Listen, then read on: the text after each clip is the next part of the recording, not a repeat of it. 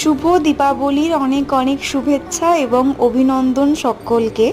জানো তো, মাম্মাম একটা কথা বলে যে পুজো গন্ডার দিনে এইভাবে ঘরদোর নোংরা একদম রাখতে নেই। তাই নিজেই সকাল থেকে উঠে ঘর পরিষ্কার করে বিছানায় সুন্দর চাদর বালিশের কভার পেতে সুন্দর করে সাজিয়ে রেখেছে। আমি এইদিকে স্নান করে বড় মা এবং তারা মায়ের ফটোটা সুন্দর করে পরিষ্কার করে মালা পরিয়ে একটু জল মিষ্টি দিয়ে ধূপকাঠি এবং প্রদীপ জ্বালিয়ে পুজোও দিয়ে দিয়েছি। আর সন্ধেবেলা যে প্রদীপগুলো ধরাবো সেগুলোর জন্য সলতেও রেডি করে রেখেছি। সন্ধে না হতে হতেই সর্বত্র আমি আলোয় আলোকিত করে দিয়েছি। এই রঙ্গোলিটাও আমার করা। আর দীপাবলি মানেই তো আলোর উৎসব। দীপাবলির এই আলোয় আলোকিত হোক সকলের জীবন, এটাই প্রার্থনা করি।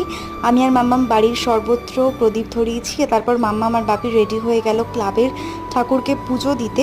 আজকে রাতে ডিনারে ছিল লুচি, ছোলার ডাল, সাবুর রসমালাই এবং বোঁদে। সাবুর রসমালাইয়ের ভিডিও কিন্তু অলরেডি চলে গেছে, দেখে নিও।